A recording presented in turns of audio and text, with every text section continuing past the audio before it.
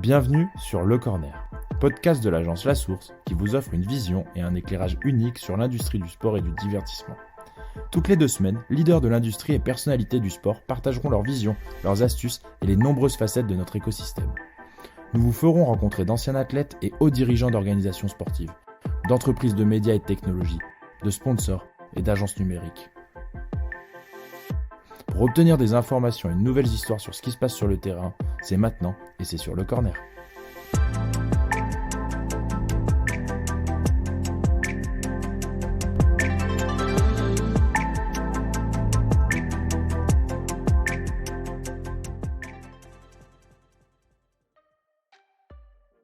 Cette semaine, nous sommes partis à la rencontre d'une des nouvelles licornes de la tech française, Jelly Smack. Cette entreprise spécialisée dans la création de contenus vidéo originaux pour les réseaux sociaux comptabilise par exemple plus de 3 milliards de vues par mois et a connu une ascension fulgurante depuis 2016. Pour ce nouvel épisode, nous avons eu le plaisir d'échanger avec le vice-président sport de Jelly Smack, Maxime Orbez, pour mieux comprendre les fondations de ce succès.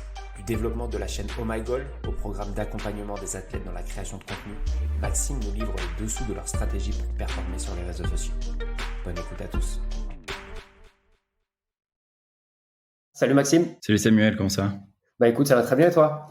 Bah écoute, la forme de retour d'un petit périple entre les États-Unis et la Hongrie et de retour en France pour au moins 2-3 semaines, donc content. Bah génial, et tu vas nous raconter un peu plus pendant l'épisode pourquoi est-ce que tu es amené à une marque française à aller aux États-Unis, aller en Hongrie et le développement international. Donc je pense que ça va être super intéressant. Jelly Smack, pour les personnes qui sont dans le domaine du sport, c'est une marque qui au cours des dernières années est devenue assez importante sur le marché avec une croissance importante et notamment une grosse levée de fonds. Donc on est ravis d'en apprendre un peu plus là-dessus. Mais pour commencer, est-ce que tu peux te présenter toi un petit peu personnellement aux auditeurs? Ouais, avec plaisir. Du coup, je suis Maxime, je suis vice-président en charge des sports chez Jelly Smack. Jelly Smack, c'est du coup la boîte derrière Oh My Goal. Oh My Goal, c'est un peu notre marque vitrine au moins en France, mais derrière tout ça, en fait, il se cache pas mal de chaînes, pas mal d'activités que je reviendrai et dont je te dévoilerai un peu la sauce. Moi personnellement, je suis originaire du nord de la France. J'ai bossé historiquement pas mal dans le milieu des médias. J'ai rejoint Jelly Smack au tout début de l'aventure, d'abord en tant que journaliste et au fur et à mesure, j'ai pris des responsabilités au même moment que la boîte continuait à prendre de l'ampleur et me voilà aujourd'hui du coup parisien depuis une petite dizaine d'années, comme beaucoup de provinciaux qui ont été vers la capitale. Je pense que au départ je pensais que ça allait durer 6 mois, au final ça va faire 10 ans. L'avantage c'est que Lille, on peut dire que c'est un peu la province de Paris, hein. Il y a 1 heure de train, donc on peut se débrouiller pour, la banlieue de Paris, excuse-moi. On peut se débrouiller pour rentrer facilement. Grand passionné de sport, grand passionné de foot avant tout. Je le place ici tant que c'est encore vrai, mais grand passionné du LOSC. Encore champion de France pour une journée, parce que à l'heure où on enregistre, le championnat n'est pas encore terminé à 100%. Et voilà, grand fan de médias, de cinéma aussi. Et si je devais terminer, je dirais que parmi les valeurs qui me représentent bien, je suis très attaché à ma famille, à mon cercle proche, aux personnes qui m'ont permis de me développer comme je suis aujourd'hui. Ouais, génial, super intéressant et ravi que tu nous dévoiles un petit peu tout ça. Et donc toi, alors donc fan de sport comme tu l'as dit, et professionnellement à la base, toi tu t'orientais surtout avant tout sur le journalisme. Alors maintenant on reviendra dessus, mais tu as pris un rôle un peu plus large. Mais qu'est-ce qui a fait que tu as voulu te lancer dans le journalisme à la base? Bah écoute, j'ai toujours été fan de journalisme. C'est-à-dire que je pense que comme beaucoup de passionnés de sport et passionnés des médias, la porte facile, c'est celle de journaliste, où on se dit que ouais, on se verrait bien à terme commenter des matchs, on se verrait bien écrire des papiers sur l'équipe de son cœur. Ça a toujours été dans un coin de ma tête, mais à un moment donné, en fait, je me suis plutôt dit que je voulais m'orienter vers la publicité et notamment vers le métier de concepteur-rédacteur. Il y avait une de mes facettes qui était très créative et de vouloir toujours réfléchir aux meilleurs concepts, aux meilleurs punchlines, aux meilleures blagues sur les marques. J'avais un jeu avec mon père quand j'étais plus jeune, on appelait ça le jeu des pubs, et en fait c'était une sorte de blind test des pubs où il fallait trouver le plus rapidement de quelle marque il s'agissait au moment où la pub était lancée. C'était un domaine qui me plaisait bien.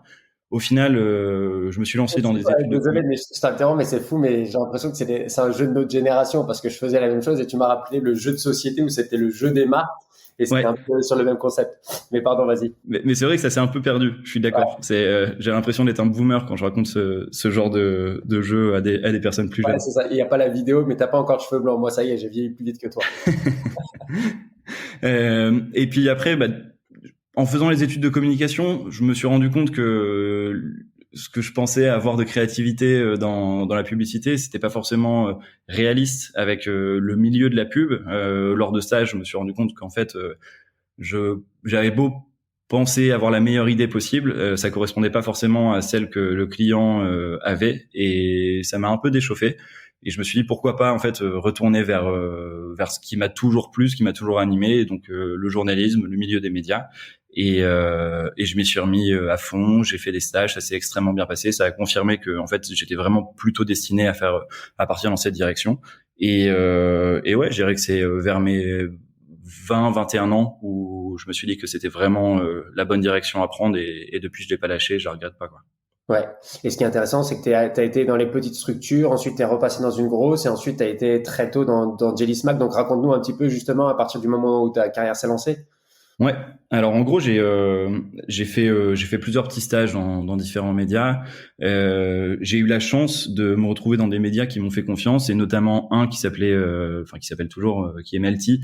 À l'époque où j'ai rejoint Melty, c'est vraiment une boîte en pleine explosion.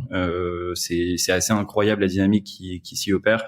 Les candidats à la présidentielle passent par Melty.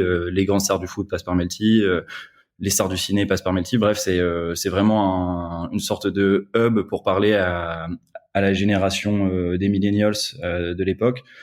On est une boîte avec beaucoup de dynamique, on est une boîte avec beaucoup d'ambition, pas mal de portes qui s'ouvrent, et des portes s'ouvrent pour moi aussi. On me propose de prendre la rédaction en chef des sports chez Melty, que je refuse parce que je m'étais engagé dans les études et notamment dans les grands concours d'école de journalisme qui, en plus de coûter cher, prennent beaucoup de temps et beaucoup d'énergie, et du coup je me dis il faut que j'aille au bout quand même. Je continue dans cette direction, puis je rejoins un groupe qui s'appelle SoFresh, d'abord pour un stage. C'est l'ancien rédacteur en chef de Melty, d'ailleurs, Bertrand Noël-Roch, qui me contacte et qui m'invite à rejoindre SoFresh. Là, je rejoins un groupe qui a un peu les mêmes ambitions que Melty, mais qui est largement plus petit, qui est vraiment au démarrage. L'aventure est cool, le projet est sympa, et encore une fois, à la fin de mon stage, on me propose de rester et de prendre cette fois la direction des rédactions. Là, j'hésite vraiment. Je me dis bon, ça fait quand même 2 fois qu'on me propose un job à l'issue d'un stage. En plus, pas n'importe quelle responsabilité. Peut-être que si je passe à côté, ce serait une erreur. Et donc je fonce et je décide d'arrêter mes études à ce moment-là et de partir dans la vie active. Je rejoins le groupe SoFresh pour prendre du coup la direction des rédactions. J'y reste 1 an. On fait une très très belle progression. On a 4 sites internet qui se développent bien. On a une rédaction qui se développe bien.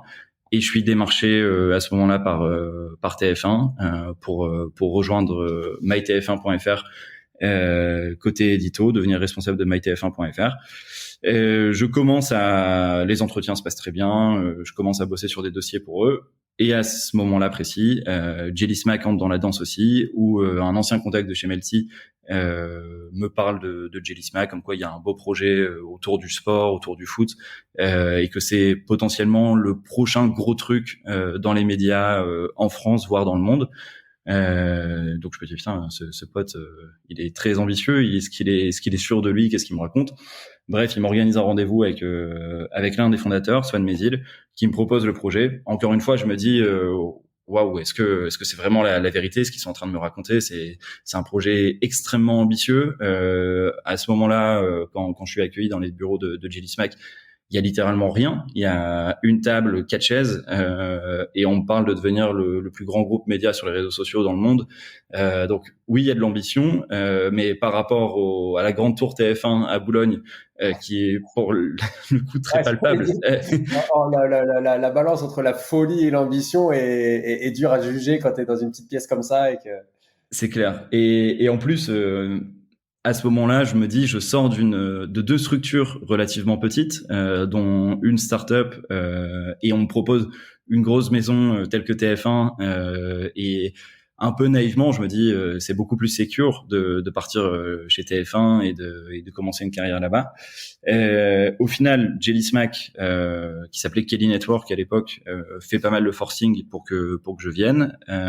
Il me propose de prendre, de lancer Oh My Goal en France et finalement de filer en aiguille. Et aussi parce que chez TF1, il y a un changement de direction, il y a un peu un ralentissement d'un point de vue contractuel.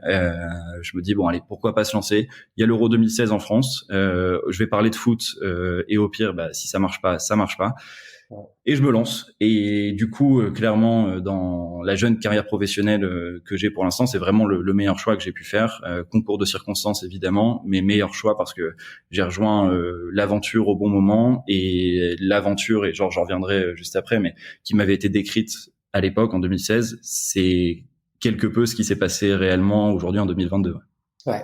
Et alors, raconte-nous ça un petit peu, à la fois toi, ton évolution au sein de la structure et puis surtout l'évolution de Jelly Smack aussi depuis 2016. Donc, en gros, et pour comprendre, parce que c'est vrai que même moi, étant du milieu, je me dis, comment est-ce que Jelly Smack a pris une place aussi importante sans rentrer dans le détail? Je comprends Oh My Goal, mais si tu peux raconter un petit peu la stratégie qui a été mise en place pour justement arriver à ce point où c'est une organisation qui est en forte croissance et qui, du coup, attire l'œil de très gros fonds. Ouais, écoute, la stratégie de Jelly Smack, elle est super simple. En fait, il y a rien de sorcier. À la base, les fondateurs, qui sont du coup Swan Méziel, Robin Saban et Michael Philippe, avaient une vision très claire qui était de se dire on va driver du trafic sur des sites internet autour de passion grâce à des pages Facebook extrêmement puissantes. On a lancé cette stratégie avec Oh My Goal, on a lancé le site internet, on a fait pareil sur des thématiques beauty, sur des thématiques gaming, sur des thématiques liées aux inventions, donc des thématiques très passion, sur lesquelles on a construit du coup ces sites internet, plus des pages Facebook très costauds. Cette mayonnaise a bien pris, mais en fait au moment où on a commencé à construire les communautés sur Facebook, donc on est en 2016, les gens directement sur la plateforme ont montré un énorme engagement et se montraient en fait nativement sur Facebook, extrêmement présent. Et en fait, on sentait sur le marché qu'il y avait quelque chose de très fort à aller chercher nativement sur la plateforme. Sauf qu'à ce moment-là, Facebook n'est pas du tout une plateforme sur laquelle on peut monétiser correctement, ou alors il faut monétiser via du branded content. En tout cas, il n'y a pas moyen de monétiser directement sur la plateforme, directement entre la plateforme et le média. On fait néanmoins le choix, et ça, il faut dire que c'est une vision que les fondateurs ont eue et un risque qu'ils ont pris parce que ça aurait pu être un risque pas du tout payant qui aurait mis en danger la société. Ils disent on va arrêter de créer des articles sur les sites internet, on va créer des vidéos nativement sur Facebook en se disant que à un moment donné, Facebook sera obligé de faire comme YouTube et de monétiser in-stream ces vidéos.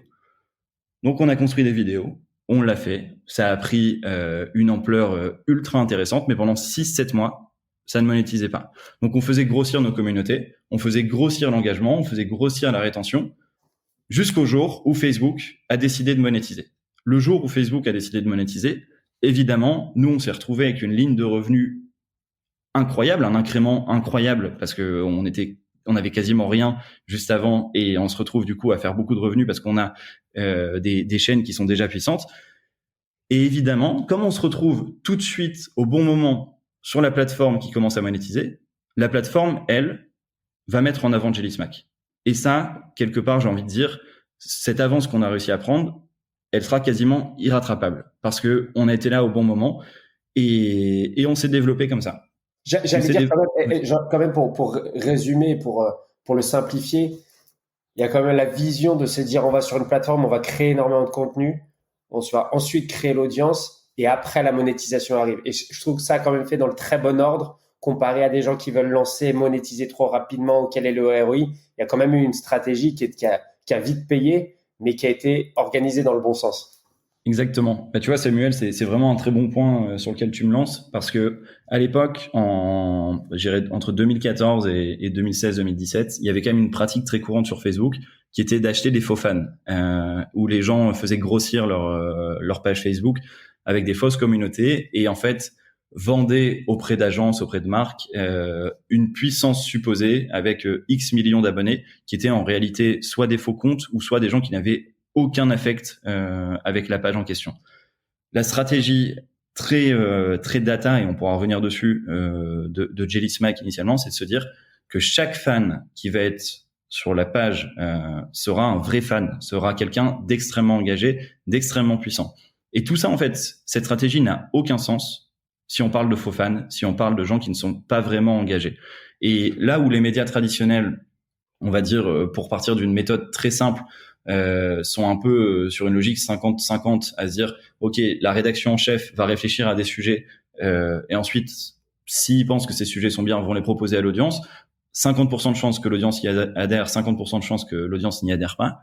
Chez Jelly Smack, on s'est dit, on préfère faire beaucoup moins de sujets, largement moins, mais être sûr que 100% des sujets qu'on va faire vont fonctionner.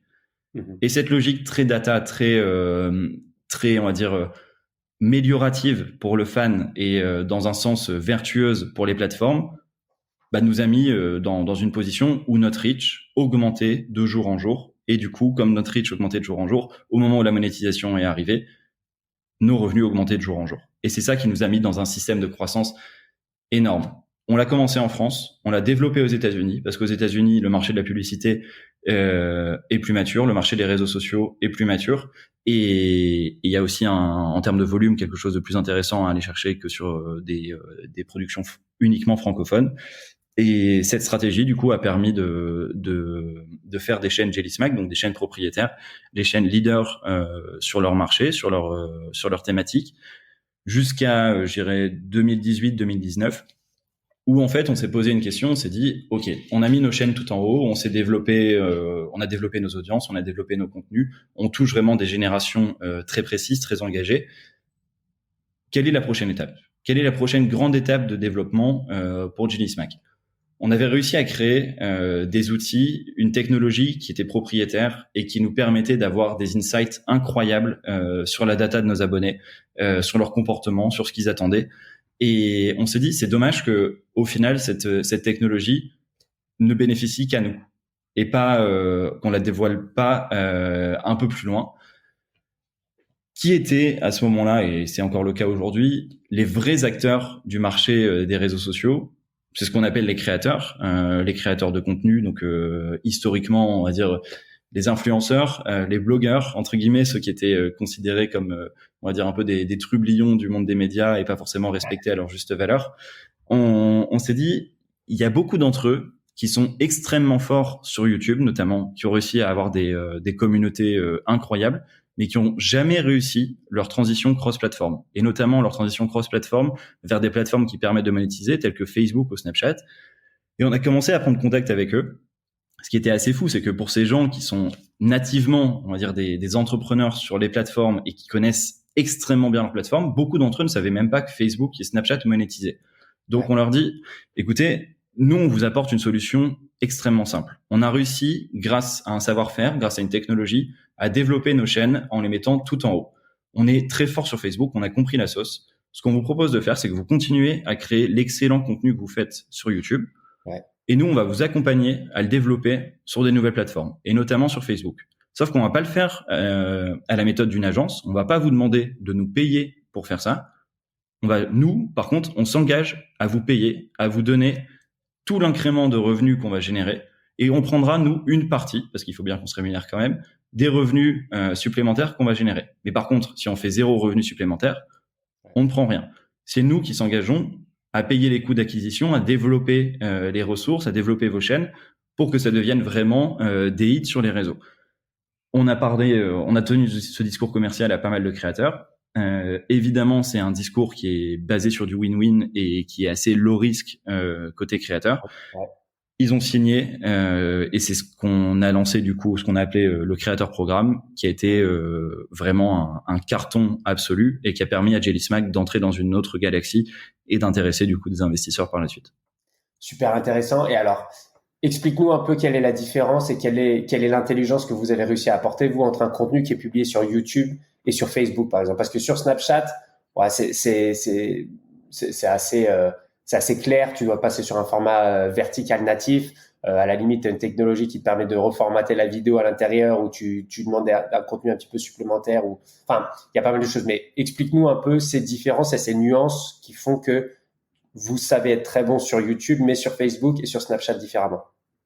Ouais, bah en fait, tu vois, quand tu regardes une vidéo YouTube, typiquement, un YouTuber, je te prends un exemple vraiment dans le b.a.-ba, mais un YouTuber va prendre le temps de parler à sa communauté quand il va lancer la vidéo.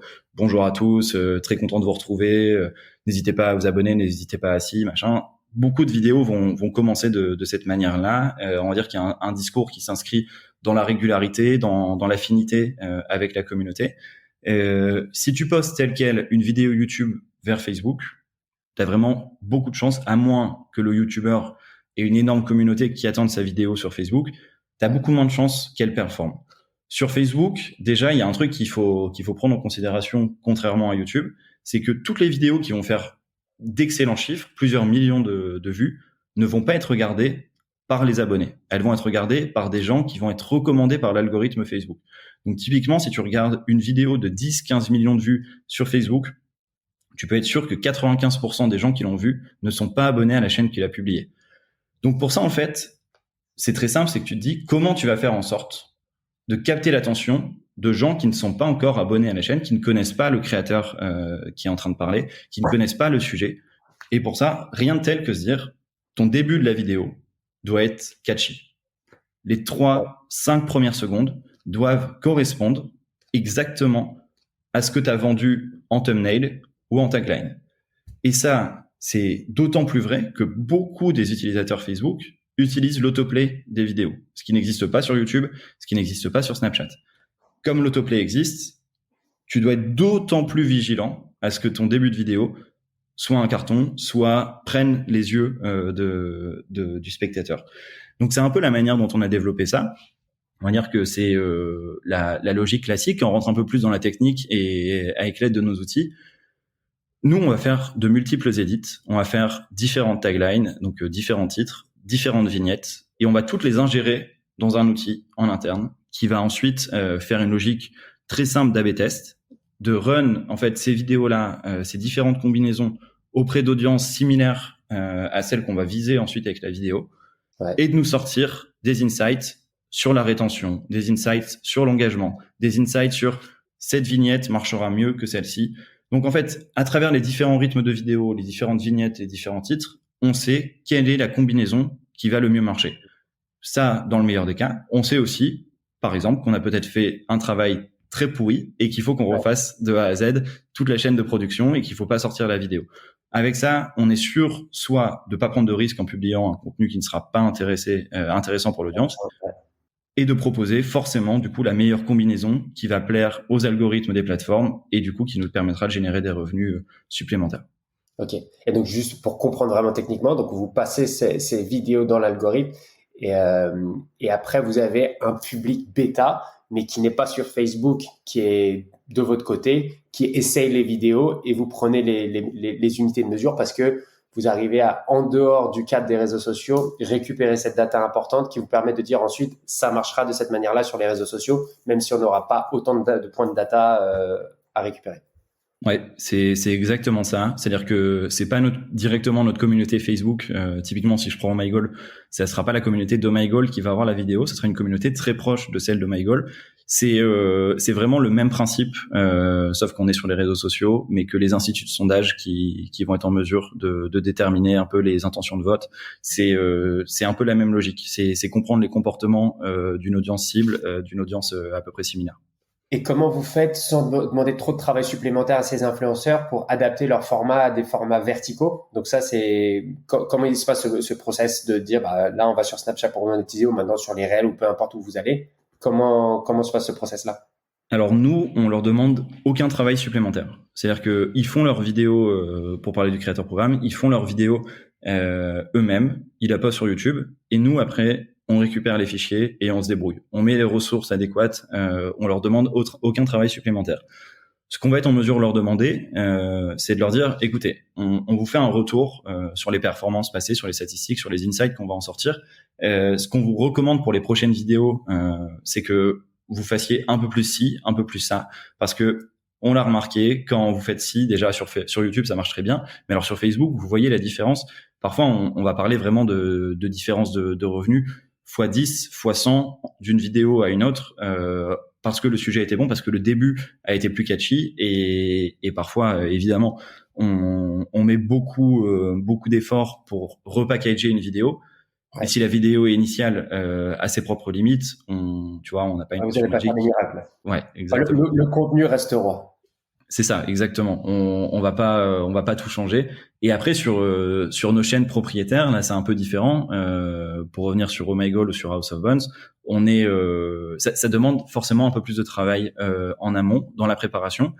Il y a un truc que j'ai trouvé vraiment intéressant dans une discussion que j'ai eue avec nos équipes à LA. C'est parfois parce que tout ne marche pas excellemment bien, forcément, il y a toujours des points sur lesquels on peut aller chercher de l'amélioration. Et une des choses en fait qu'on remarque dans les contenus que nous produisons, qui nous appartiennent à 100% et qui ne fonctionnent pas, c'est que souvent on n'a pas passé assez de temps dans ce qu'on appelle le temps de brief, dans le temps de réflexion sur la construction de la vidéo. Tu sais, c'est un peu à partir du moment où tu commences vraiment à scaler, à grossir, à avoir des forces de production immenses, t'as l'impression que au final, ce qui te prend le plus de temps, c'est de construire la vidéo, de la produire, et c'est pas faux. C'est vrai que c'est très chronophage, mais tout ce travail est un peu vain si en amont t'as pas bien réfléchi à ce que tu voulais faire, et t'as beau passer 15 heures sur une vidéo, si le sujet ne correspond absolument pas à ce que ton audience recherche, c'est forcément inutile. C'est voué à l'échec. Ouais, super intéressant. Et justement, tu as commencé à en parler, mais donc en rentrant dans le détail au-delà de votre stratégie, ce qui vous a permis de grossir, donc le contenu sur vos plateformes, enfin sur vos comptes propres, parce que c'est pas vos plateformes, la stratégie sur vos plateformes propriétaires finalement est assez minime comparée à ce reach que vous allez chercher sur les réseaux sociaux. Mais parle-nous un peu plus de Oh My Goal et House of Bounds du coup. Ces marques-là au sein du groupe Jelly Smack. Quelle était la stratégie derrière? Comment est-ce que vous les avez grossir? Et comment est-ce que vous êtes passé justement d'un acteur français à un acteur international? Alors écoute, Oh My Goal, on a commencé, donc Oh My Goal, c'est la première chaîne historique de Jelly Smack. On s'est dit, on veut parler de tous les footballs. Et c'est vrai que, et d'ailleurs, je fais ce sondage souvent avec soit des gens en interne, ou soit quand je fais des interventions, par exemple, avec des étudiants, à leur demander quand je te dis football sur les médias, à quoi tu penses? Et ce qui revient tout le temps, c'est le foot professionnel. Et quand je dis foot professionnel, c'est même, on va dire, le foot professionnel, mais extrêmement élitiste. Et nous, on a voulu un peu prendre le contre-pied de ça, à la fois pour des raisons pratiques, qui étaient que si on veut parler de foot professionnel, on n'a pas les images, ça coûte très très cher.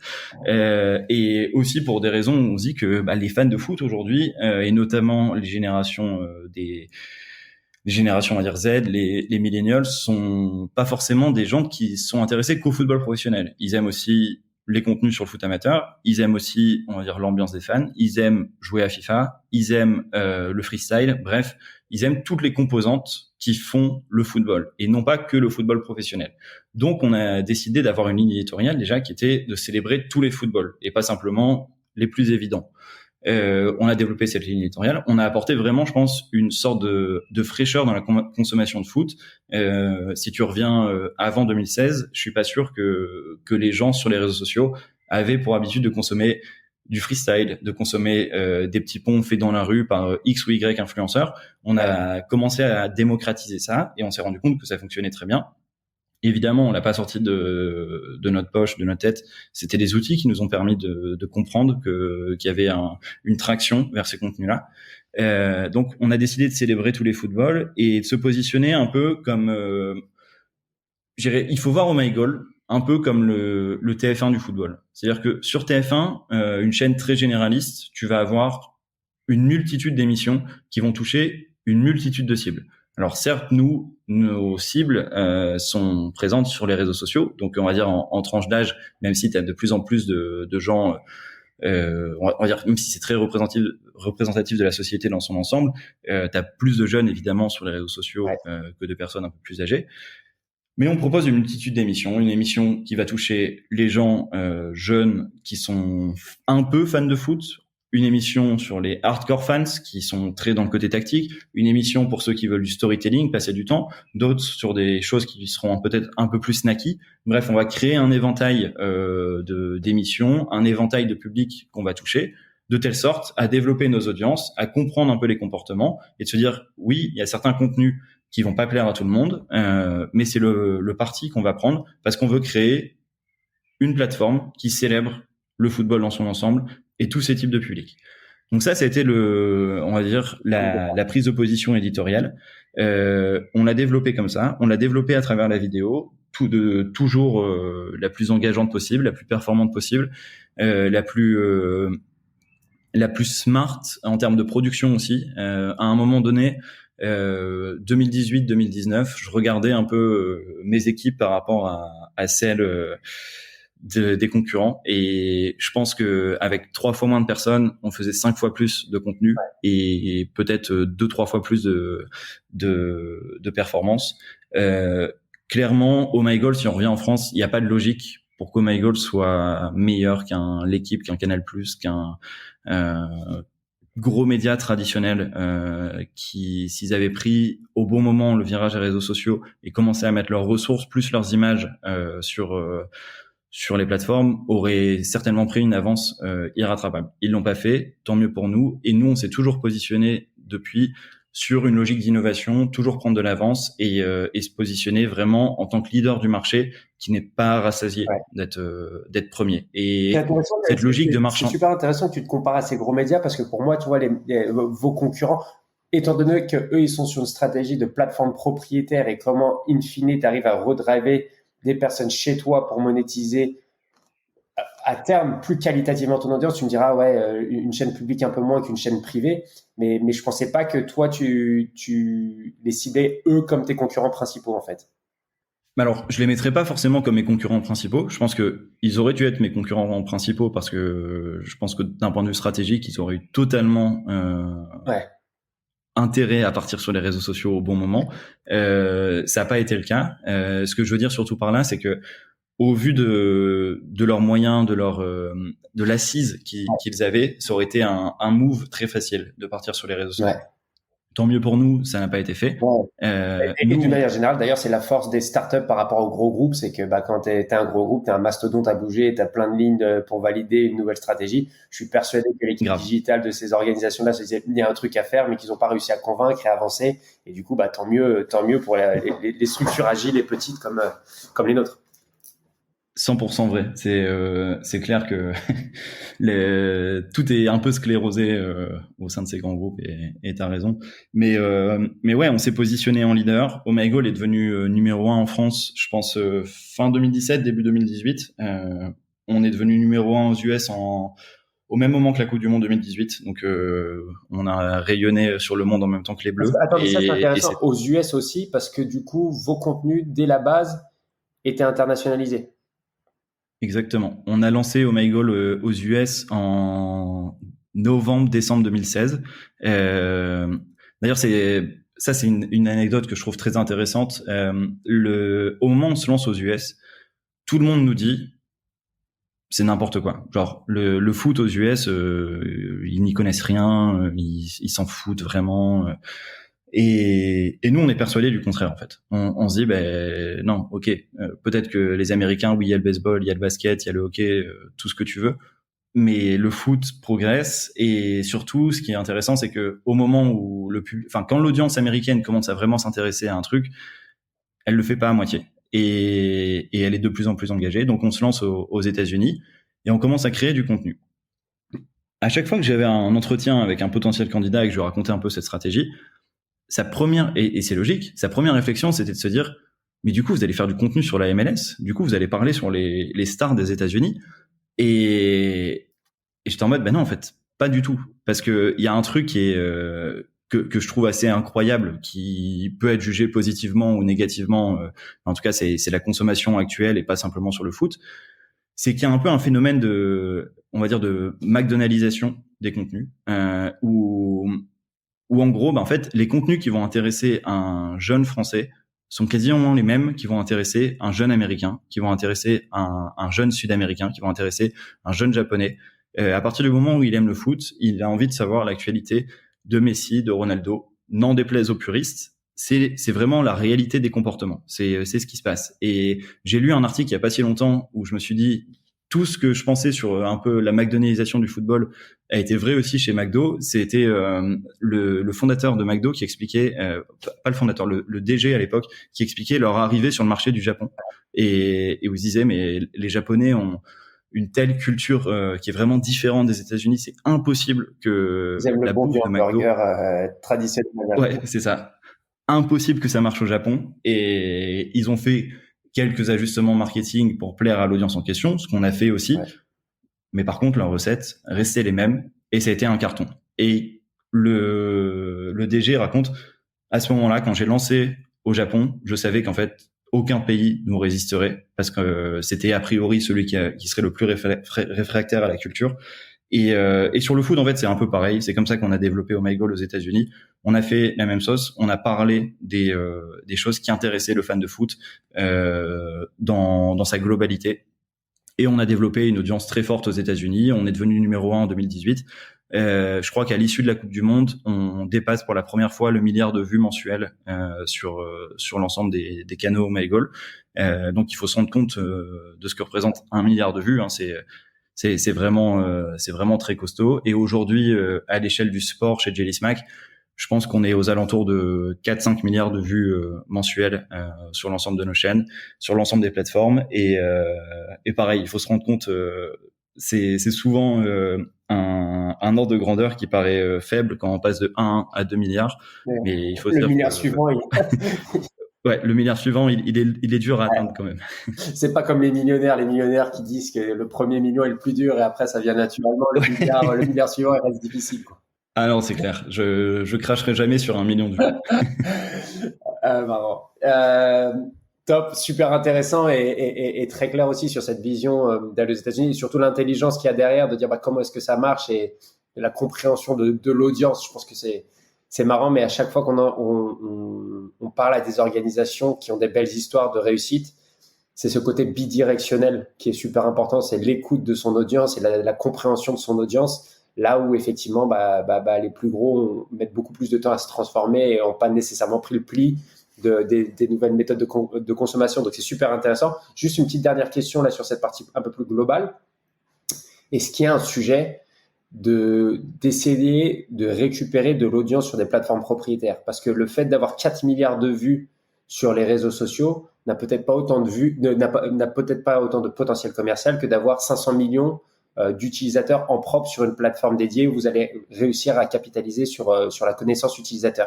Est-ce que c'est un sujet de réflexion, ça, ou est-ce que la réalité est que vous avez testé le marché, que vous avez vu votre angle de réussite et que ça passe par ces vues plutôt que cette data première sur les utilisateurs? Écoute, on a des plateformes propriétaires qui sont pas des plateformes propriétaires sur lesquelles les audiences vont. C'est-à-dire que tous nos outils, tous nos produits tech et data sont des plateformes propriétaires dont on arrive à valoriser vraiment la puissance et le potentiel. En revanche, si on réfléchit, on va dire, aux plateformes propriétaires telles qu'elles peuvent exister aujourd'hui, sur lesquelles on pourrait avoir des audiences qui viennent directement, on parlerait de sites internet, on parlerait d'applications, on parlerait de ces canaux-là. Très clairement, ça ne fait plus partie de notre stratégie. En tout cas, dans la manière dont aujourd'hui les audiences se comportent, on a tendance à croire que vraiment, peut-être qu'on se trompe, mais que le gros du marché continuera de se tourner au moins dans la puissance actuelle sur les réseaux sociaux. Ouais. Et quand on a vu l'émergence d'un TikTok que personne n'attendait et qui en 2 secondes, j'abuse quand je dis ça, mais en 2 secondes s'est retrouvé avec des millions et des millions d'utilisateurs dans le monde entier, on se dit que c'est pas impossible que demain il y a un nouveau Facebook, il y a un nouveau TikTok qui encore une fois casse le marché et casse un peu les codes, mais toujours sur des plateformes gérées tierces entre l'utilisateur et nous. Donc ouais, non, pour répondre à ta question, pas de plateforme prioritaire. D'avoir des contenus sur TikTok et pas d'avoir des contenus ou de développer un Netflix pour votre sujet. Très clair. C'est pas notre stratégie. Ouais. Et alors, pour rentrer un peu plus dans le détail, donc reprenons d'autres exemples. Donc là, on a parlé de vos marques, on a parlé du travail que vous avez avec les influenceurs, et surtout, on a entendu parler de vous récemment pour les collaborations que vous avez avec des athlètes maintenant, avec un Romain Grosjean, avec un Francis Ngannou. Quelle est votre vision là sur ce nouvel angle, ce nouveau pan de développement de votre côté? C'est C'est un marché super intéressant. C'est un marché là aussi qui est vraiment en mutation. À partir du moment où on a lancé le créateur programme et qui fonctionnait très bien, on s'est dit ok, en fait, on peut aller viser d'autres marchés également et potentiellement cibler toutes les personnes qui ont le potentiel d'être des créateurs de contenu sur les réseaux sociaux, mais qui ne le sont pas encore. Soit parce qu'ils ne mettent pas la volonté de devenir des créateurs de contenu, ou soit parce qu'ils savent même pas qu'ils ont le potentiel d'être des créateurs de contenu et de faire de l'argent dessus. Donc pour ça, on a ciblé soit on va dire un peu des pépites, des rising stars qu'il fallait un peu lancer, mettre sur un tremplin pour qu'elles deviennent importants, leur donner un peu de ressources, ou soit et dans le milieu du sport, c'est d'autant plus vrai, des athlètes, des superstars en fait, qui c'est marrant en fait parce que ce qui nous a donné l'idée de ce truc en 2019, je vais avec l'équipe Oh My Goal interviewer Ronaldinho à Budapest d'ailleurs, et on se retrouve avec lui. Ronaldinho très sympathique, son frère Roberto très sympathique également. En plus d'être brésiliens, ils ont un autre point commun, c'est qu'ils sont un peu je m'en foutistes et il n'y a pas vraiment de cadre, il n'y a pas vraiment de stratégie, tout est un peu fait sur l'opportunité. C'est pas problématique, mais on se retrouve en fait sur le même événement, on est en train de capter un peu les mêmes choses. Et il y a une vidéo, c'est marrant parce que Ronaldinho, t'as l'impression qu'il est un peu touché par la grâce, même quand il a justement pas dormi de nuit. Mais il dégage un ballon qui atterrit dans les bras de quelqu'un, qui rebondit, puis qui lui revient. Bref, il y a un peu une vidéo qui se construit autour de ça, de se dire même quand Ronaldinho ne veut plus le ballon, il revient à lui. Et on capte cette vidéo. Les équipes de Ronaldinho la captent aussi. On la poste sur les réseaux sociaux. Donc en 2019, Oh My Goal, donc c'était en décembre 2019, on a 3 ans et demi, on a mis toute une stratégie en place depuis 3 ans, on a mis des ressources, on a mis d'investissements, on a construit des communautés, on en a fait notre métier, quoi. C'était vraiment le métier de 20-25 personnes à fond tous les jours. Et puis de l'autre côté, t'as Roberto et Ronaldinho qui postent aussi la vidéo. Alors nous, on fait de très bons chiffres. Et alors après, je regarde le compte de Ronaldinho et je me dis, mais qu'est-ce qui se passe? Genre, c'est un truc de fou. Genre, ils mettent 0 effort, mais leurs vidéos, elles pètent les scores. Mais incroyable. Il a 60 millions d'abonnés sur ces plateformes sans une once de stratégie, sans rien du tout. Et alors là, je rentre. Donc, je vais parler à Roberto et tout. Je prends son contact. Je dis, il faudrait peut-être qu'on se revoie. On va faire un truc. Il dit, oui, pas de problème, mon ami. On se reverra. Et je rentre et je vais voir Robin, le CEO, et je lui explique ce truc. Il me dit, ah ouais, c'est fou. Je pense qu'il faudrait qu'on réfléchisse à un sujet autour de la gestion des plateformes des athlètes. Et il dit, ok, fais venir Roberto et on parle avec Roberto. Il est grave chaud, il dit ah ouais, c'est cool de mettre du cadre, puis surtout ça va être cool d'aller générer des revenus supplémentaires. Et on commence du coup le programme Marquis en négociant avec Roberto et Ronaldinho.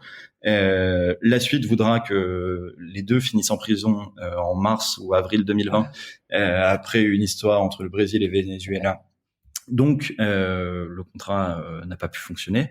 Mais ça nous a mis la petite graine pour lancer ce qu'on a appelé le programme Marquis. Et pour ça, on a ciblé du coup des talents qui avaient soit très envie de développer des contenus sur les réseaux sociaux, qui montraient la motivation, ou soit qui ressentaient le besoin de franchir une étape supplémentaire. Je vais te donner 2 exemples. L'exemple de Francis Ngannou, qui est du coup un athlète incroyable, avec une histoire vraiment hallucinante entre l'Afrique, l'Europe, puis les États-Unis. Ouais. Qui devient, pour la faire simple, ceux qui connaissent pas l'histoire de Francis Ngannou, c'est un Camerounais qui a connu l'extrême pauvreté, qui a décidé de venir en France. Il s'est débrouillé, pas forcément de manière légale, qui s'est retrouvé dans la rue en France, SDF, sans emploi, qui dormait près d'une salle de sport. C'est une force de la nature, hein, Francis Ngannou. Quand tu fais une photo à côté de lui, tu dis bonjour monsieur. Bref, tu te retrouves avec quelqu'un qui a beaucoup d'énergie, beaucoup d'envie, un physique incroyable, et qui va un peu dans la salle juste à côté de l'endroit, du spot où il dort dans la rue, et il devient une superstar en fait du MMA. Il devient d'abord incroyable en France, puis en Europe. Success story à l'international. Francis Ngannou à l'UFC, parce qu'il n'est pas américain, parce qu'il a un peu des codes, on va dire, différents des athlètes traditionnels de l'UFC. n'est pas respecté à sa juste valeur. Et lui, il se rend compte que s'il veut peut-être se faire respecter un peu plus, il a besoin de développer son image sur les réseaux, il a besoin de développer sa force. Et en parallèle, c'est un businessman qui a 35 ans et qui se dit, ma carrière, elle est plus derrière moi que devant moi. Il faut que j'aille chercher d'autres sources de revenus. Donc, il fait appel à nous et on travaille avec lui. Le deuxième exemple, c'est Romain Grosjean. C'est Francis Ngannou qui a eu l'intelligence via lui et son équipe de venir vous chercher pour travailler ensemble. Alors, Francis Ngannou, qui travaille avec l'agence CAA aux États-Unis, qui est l'une des plus grosses agences dans le monde, a cette volonté, a cette stratégie. Et à travers des échanges que nous, on a avec CAA, on prend contact avec lui. Mais c'est Francis Ngannou en personne qui est venu au bureau à Paris pour échanger avec moi sans être accompagné par qui que ce soit, avec des idées très claires sur ce qu'il voulait faire. Et je peux dire que ça a été un des rendez-vous les plus ultra intéressant. C'est-à-dire que j'avais une image assez écarlate des footballeurs qui parlaient de leur image, qui étaient surentourés et dont je ressortais jamais gagnant, on va dire, de la discussion. Je suis arrivé avec mes idées pour Francis. Je lui ai donné des idées basées sur la data, basées sur les comportements des gens sur ces plateformes, basées sur ce que j'avais eu écho de ce qu'il voulait faire. Lui est arrivé avec les siennes. Et on aurait dit qu'on avait préparé la chose ensemble, tu vois. Et du coup, je me suis dit, ok, il a compris ce qu'il voulait faire, il a compris qu'il voulait se développer sur les plateformes, et c'est lui qui est venu en personne au bureau pour échanger, sans personne d'autre, tu vois. Donc, genre pas d'accompagnateur autour. On parle d'une superstar. Donc c'est génial. C'est très cool de se dire qu'il y a des gens quand même qui ont cette des athlètes qui commencent à avoir cette intelligence business et pas comme tu dis, influencés de manière négative par un entourage qui n'y connaît rien, mais qui mettent les mauvaises idées dans la tête, mais parce que eux sont des personnes individuelles intelligentes qui, au-delà de leur sport, ont des intérêts pour autre chose et comprennent sur quoi capitaliser, quoi. C'est exactement ça. Et le deuxième exemple que j'allais te donner, c'est celui de Romain Grosjean. Romain Grosjean, il a fait une carrière en Formule 1, il a fait une carrière dans le sport automobile. T'es pas sans savoir que ça permet de gagner énormément d'argent. Il a eu des aléas dans la vie et aussi dans le monde professionnel qui pourraient faire que il peut s'arrêter à 100% et plus rien faire et vivre sa vie peinard sans rien d'autre et il aurait pas spécialement tort de faire ça. Romain Grosjean, il kiffe créer du contenu. Il kiffe avoir son simulateur on-board qui permet de simuler les courses. Il kiffe raconter des histoires face cam. C'est vraiment son petit plaisir, tu vois. Et il s'est dit, je le fais bien, mais j'ai pas forcément soit le temps, soit la compétence de le développer à 100%. Comment je fais pour passer à l'étape supérieure? Et c'est comme ça qu'on est entré en contact avec lui. Et c'est un bonheur. Quand tu bosses avec Romain, déjà, la première fois que tu l'as au téléphone, t'as l'impression d'avoir quelqu'un au téléphone qui est vraiment humble, qui veut comprendre, qui a envie d'être accompagné, tu vois. J'aime beaucoup cette expression. Il fait pas semblant d'être né avant son père, tu vois. Il est là. Il comprend que en face de lui, il y a des gens qui sont experts et que lui, il donnerait des bons conseils pour devenir pilote.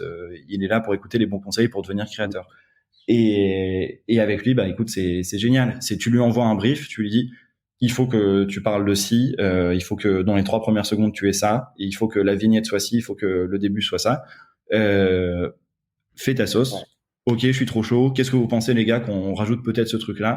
Bonne idée, mauvaise idée.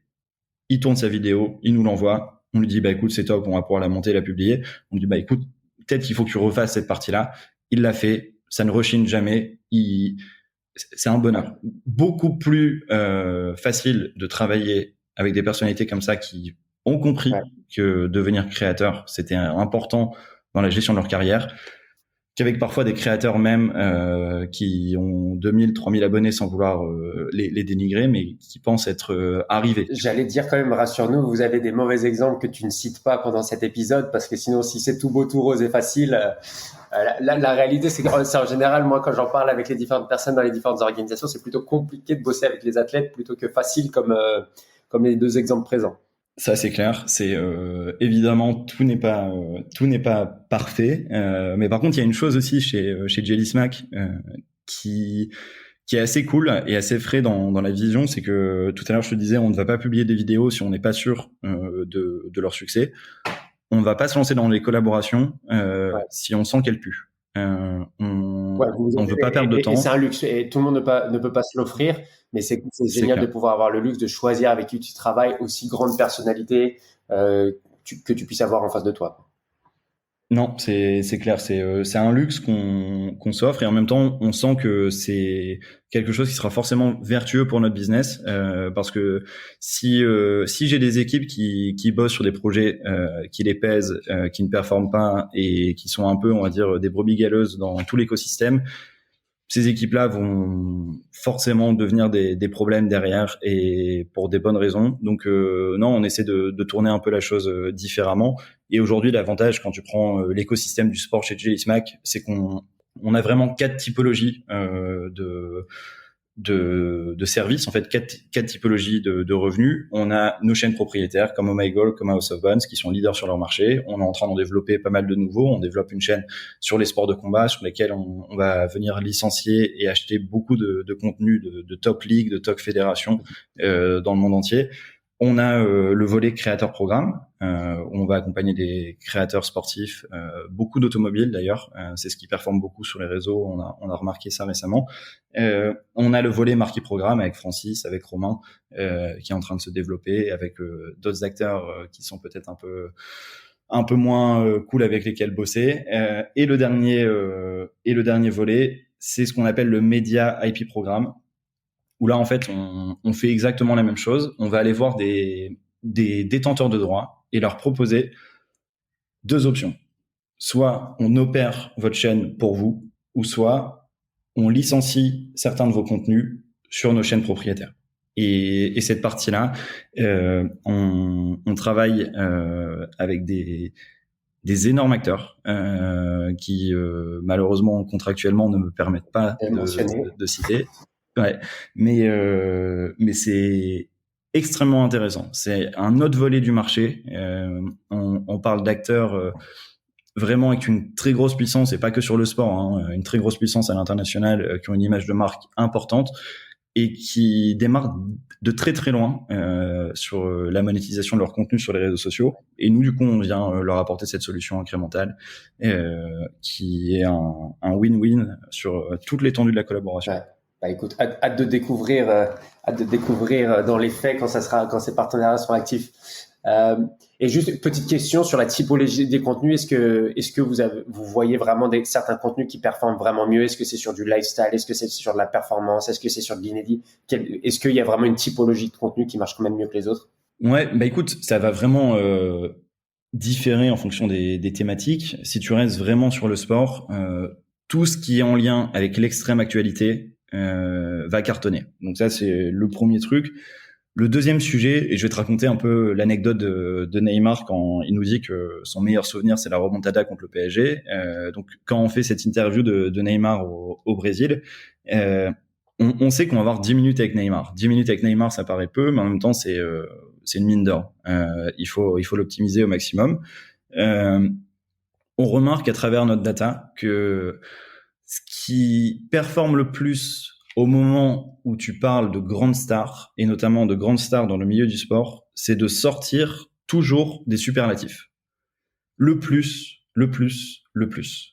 ou le meilleur. Bref. Ouais. Dès que tu as un superlatif, on se rend compte que ça part. Ouais. Donc on se dit, on va créer un format bête et méchant qui va s'appeler The Best.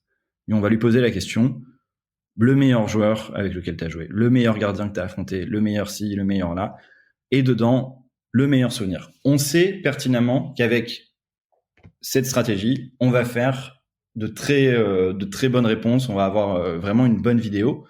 Et en plus de ça, on se dit potentiellement, t'ouvres la porte à une belle surprise. On est conscient de ça. Ouais. Après, on ne maîtrise pas le fait qu'il va balancer un truc de fou. Mais tout ça pour te dire que au moment où il nous dit que le meilleur souvenir, c'est la remontada contre le PSG quand il était avec Barcelone, sachant qu'on remet dans le contexte, à ce moment-là, Neymar et le PSG, ouais, ça va pas trop. Il y a des grosses rumeurs sur son retour au Barça. Cette typologie de contenu, c'est ce qui a le plus de potentiel. Donc, je dirais réagir à à une actualité extrêmement chaude avec un angle très fort et si possible avec un côté superlatif. Ouais.